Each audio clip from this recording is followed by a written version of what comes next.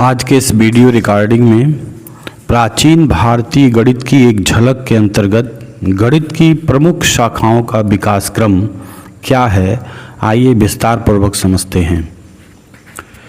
गणित विज्ञान एवं तकनीकी का मेरुदंड है। वेदांग ज्योतिष में ऋषि लगद ने लिखा है, यथा शिखा मयूराणाम नागानाम मणयो यथा तद्वद वेदांग शास्त्राणाम गणित मूर्धनि स्थितम। अर्थात सभी वेदांग शास्त्रों के शीर्ष पर गणित उसी प्रकार सुशोभित है जैसे मयूरों के सिर पर शिखा तथा नागों के फन पर मणि सुशोभित है। गणित के इतिहास में दृष्टि डालने पर हम देखते हैं कि गणित में भारत का योगदान अत्यंत विशिष्ट एवं विश्व प्रसिद्ध है। समग्र विश्व की यह अवधारणा है कि अधिकांश गणितीय ज्ञान का उद्भव भारत में ही हुआ। प्राचीन काल से ही भारत में गणित की विभिन्न शाखाओं पर कार्य किया गया, जिसमें अंक गणित प्रमुखता से पहले नंबर पर आता है।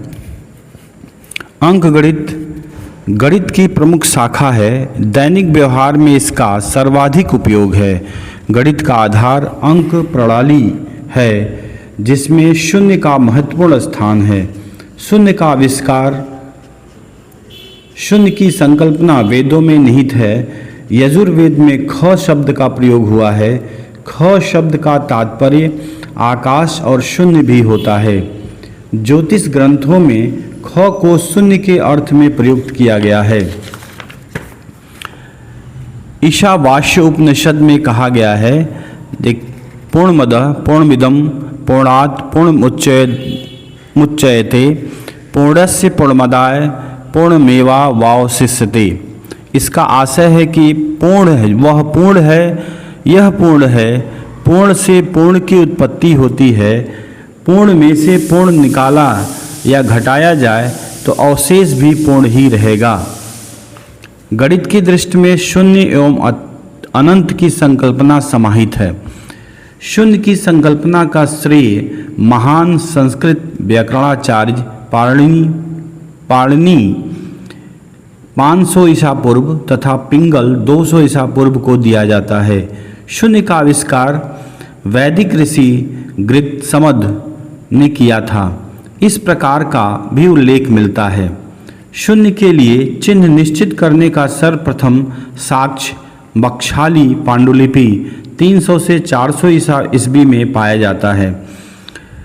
प्राचीन भारत की अंकीय पद्धति में शून्य तथा इसके चिन्ह का योगदान सर्वाधिक महत्वपूर्ण है। मध्य प्रदेश के ग्वालियर में स्थित किले के अंदर चतुर्भुज मंदिर में भी शून्य का संकेत होने का प्रमाण प्राप्त है। लीलावती में भास्कराचार्य ने शून्य के लिए ख का प्रयोग किया। आपको एक श्लोक दिखता है, इसका अर्थ है शून्य में किसी संख्या को जोड़ने पर योगफल उस संख्या के तुल्य ही होता है। शून्य के वर्गाधिकार ये शून्य ही होते नहीं, शून्य का वर्ग शून्य ही होते हैं। किसी राशि को शून्य से भाग देने पर उस राशि की संज्ञा खहर अर्थात हर ख होती है। शून्य में किसी राशि का गुणा करने पर गुणनफल शून्य होता है। खहर का मतलब इनफाइनाइट से है। Professor GB. हॉलस्टाइन ने कहा, बुद्धि और शक्ति के विकास के लिए गणित की कोई भी संकल्पना शून्य से महत्वपूर्ण सिद्ध नहीं हुई है। अंक पद्धति विश्व के विभिन्न देशों में प्राचीन काल से संख्या लेखन की अलग अलग पद्धतियां प्रचलित रही हैं, जैसे देवनागरी, रोमन, हिंदू, अरेबिक संख्या प्रणाली आदि। प्रोफेसर गिंग्सवर्ग कहते हैं, लगभग 770 ईस्वी सदी में उज्जैन के एक हिंदू विद्वान कंक को बगदाद के प्रसिद्ध दरबार में अब्बा सईद खलीफा अल मंसूर ने आमंत्रित किया था। इस प्रकार हिंदू अंकन पद्धति अरब पहुंची। कंक ने हिंदू ज्योतिष विज्ञान तथा गणित जैसे विषय को अरब के विद्वानों को पढ़ाया। कंक की सहायता से उन्होंने गणित ब्रह्मगुप्त के ब्रह्मस्फुट सिद्धांत का अरबी में अनुवाद किया। बीबी दत्त के अनुसार अरब से मिस्र और उत्तरी अरब होते हुए अंक धीरे धीरे यूरोप पहुँचे तथा 11वीं सदी में पूर्ण रूप से यूरोप पहुँच गए। यूरोप वासियों ने उन्हें अरबी अंक कहा क्योंकि वे उन्हें अरबों से मिले, किंतु स्वयं अरबों ने एक मत से उन्हें हिंदू अंक कहा। अल अरकान अल हिंदू, इन 10 अंकों को अरबवासी हिंदुशा कहते हैं। भारतीय अंक पद्धति पर महान वैज्ञानिक अल्बर्ट आइंस्टीन ने कहा कि we owe a lot to the Indians who taught us how to count without which no worthwhile scientific discovery could have been made। हम भारतीयों के बहुत ऋणी हैं जिन्होंने हमें गिनना सिखाया, जिनके बिना कोई सार्थक वैज्ञानिक खोज नहीं हो सकती थी। स्थायी मान, किसी भी संख्या को शून्य सहित 10 अंकों में व्यक्त करना और प्रत्येक अंक को एक निरपेक्ष मान तथा एक स्थानीय मान देने के कारण यह अंक पद्धति वैज्ञानिक अंक पद्धति है। यह अंक पद्धति वैज्ञानिक अंक पद्धति है। स्थानीय मान आधुनिक संख्या प्रणाली हिंदू अरेबिक प्रणाली की विशेषता है। फ्रांस के महान गणितज्ञ पियरे लाप्लास ने लिखा, भारत ने ही हमें प्रत्येक संख्या को 10 अंकों द्वारा व्यक्त करने, जिसमें प्रत्येक अंक का एक निरपेक्ष और स्थानीय मान है, कि अत्यंत उत्तम प्रणाली दी। दशमलव पद्धति का आधार 10 है। इसी कारण से इसे दाशमिक या दशमलव प्रणाली कहते हैं।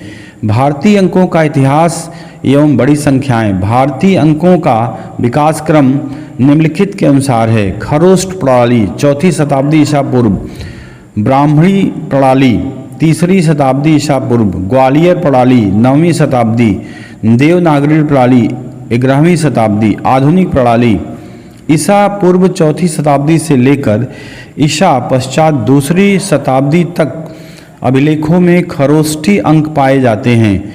ब्राह्मी अंकों में 10 के अतिरिक्त 100 तक के गुणक और 900 तक के 100 गुणक पाए गए हैं।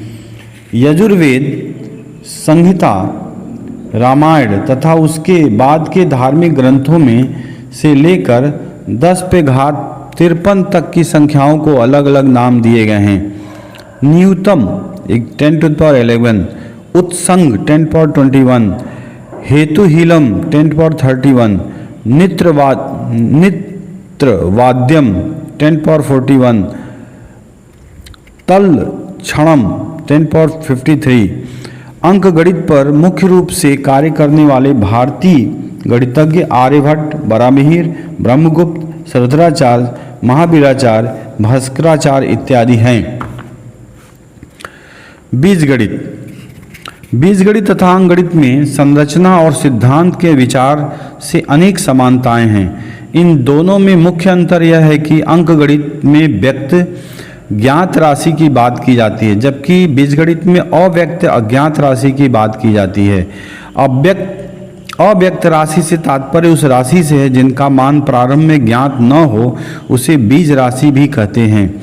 इसलिए अव्यक्त गणित को बीजगणित कहते हैं। बीजगणित का उपयोग सुलभ सूत्रों के काल से ही प्रारंभ हुआ। प्रतीत होता है कि विभिन्न प्रकार के यज्ञ वेदियों के निर्माण में ऐसी समस्याएं उत्पन्न कर दी जिसके लिए रेखीय, लीनियर और अपरिमित समीकरणों का समाधान ढूंढना पड़ा। आर्यभट्ट का अंकगणित के साथ साथ बीजगणित में भी उल्लेखनीय योगदान है। बीजगणित ब्रह्मगुप्त के काल से ही गणित की एक अलग शाखा के रूप में विकसित हुई। इसे कुट्टक गणित तथा अव्यक्त गणित भी कहा जाता था। गणितज्ञ पृथुदक स्वामी 869 ईस्वी में ने कुट्टक गणित का नाम बीजगणित रखा। रेखागणित, ज्यामिति। भारतीय गणित के इतिहास पर दृष्टि डालने पर यह ज्ञात होता है कि अपने देश में वैदिक काल से ही रेखागणित की नींव पड़ गई थी। इसे क्षेत्र गणित ऋजु गणित, रज्जु गणित, भूमिति इत्यादि नामों से जाना जाता है। भूमिति दो शब्दों भूमिति से मिलकर बना है। भू का अर्थ है पृथ्वी, भूमि, मिति का अर्थ है मापन होता है, अर्थात भूमिति का अर्थ भूमि के मापन से है। वैदिक काल में गणित की जानकारी कल्प नामक वेदांग में सुलभ सूत्रों के रूप में मिलती है। सुलभ सूत्रों के रचयिता बौधायन, आपस्तंभ, कात्यायन, मानव, मैत्रायण, वाधुल आदि जाने जाते हैं। सुलभ सूत्रों में विभिन्न ज्यामितीय आकारों की वेदियाँ जैसे गरुण वेदी, कुर्म वेदी आदि बनाने का वर्णन है। चित्र आपके नीचे इस वीडियो में आपको मिल जाएगा, गरुण वेदी और कुर्म वेदी। सुलभ सूत्र ज्यामिति के कुछ उदाहरण निम्नलिखित हैं। त्रिभुजों, वर्गों, आयतों तथा अन्य जटिल ज्यामितीय आकारों की रचना, ऐसी ज्यामितीय आकारों की रचना के बराबर करना जिनका क्षेत्रफल दिए गए आकारों के क्षेत्र के जोड़ या अंतर के बराबर हो। वृत्त के क्षेत्रफल के बराबर वर्ग अथवा वर्ग के क्षेत्रफल के बराबर वृत्त बनाना। ज्यामिति के क्षेत्र में आर्यभट्ट 476 550 ईस्वी, भास्कर प्रथम 629 ईस्वी, ब्रह्मगुप्त 600 ईस्वी, महावीराचार्य 850 ईस्वी का विशेष उल्लेखनीय योगदान है। ज्यामिति का महत्व बताते हुए जैन गणिताचार्यों ने उल्लेख किया कि ज्यामिति गणित का कमल है, से सब तुच्छ है। त्रिकोणमिति गणित की वह शाखा है जिसमें त्रिभुज की भुजाओं और कोणों के बीच संबंध का अध्ययन किया जाता है। यह गणित की प्राचीन एवं महत्वपूर्ण शाखा है। भारतीय ज्योतिष शास्त्र एवं खगोल शास्त्र में इसका उपयोग ग्रहों के स्थान की गणना में होता था। प्राचीन भारतीय गणितज्ञों आर्यभट्ट, बराहमिहिर तथा ब्रह्मगुप्त आदि का त्रिकोणमिति के क्षेत्र में महत्वपूर्ण योगदान है। त्रिकोणमिति के संकल्पनाओं, सूत्रों तथा सारणियों का वर्णन सूर्य सिद्धांत 400 ईस्वी, बराहमिहिर के 5 सिद्धांत, ब्रह्मगुप्त के ब्रह्मस्फुट सिद्धांत 630 ईस्वी में मिलता है। डॉक्टर ब्रजमोहन द्वारा लिखित गणित का इतिहास में उल्लेख है। इसमें संदेह नहीं कि त्रिकोणमिति फलनों में 3 की स्पष्ट रूप से परिभाषा सबसे पहले हिंदुओं ने ही दी थी। सबसे पहले ज्या का प्रयोग आर्यभट्ट ने लगभग 540 ईस्वी में किया। आर्यभट्ट ने ज्या और उत्क्रम ज्या, उज्जया की सारणी भी दी। भारत ने ज्या शब्द अरब गया जहां जीवा के रूप में प्रचलित हो गया। कुछ समय पश्चात जीवा जैब हो गया। अरब में जैब का अर्थ बक्ष। लगभग 450 ईस्वी में अरबी की पुस्तकों का लैटिन में अनुवाद किया गया तो जैब के स्थान पर साइनस का प्रयोग किया गया, जिसका लैटिन में एक अर्थ बक्ष भी होता है। ब्रह्मगुप्त ने ज्या के अर्थ में भी क्रम ज्या का प्रयोग किया है। इसका नाम इसलिए रखा कि उत्क्रम ज्या से इसका अंतर स्पष्ट दिखाई पड़े। अरबी में यही शब्द करज के रूप में प्रचलित हो गया। अल्ख ख्वारिज़मी ने भी करज का ही प्रयोग किया है। भारतीय ज्या और कोटि ज्या ही यूरोपियन भाषा में साइन और कोसाइन बन गए। त्रिकोणमिति का ज्योतिष, खगोल शास्त्र, अभियांत्रिकी आदि के अध्ययन में उपयोग होता है। धन्यवाद।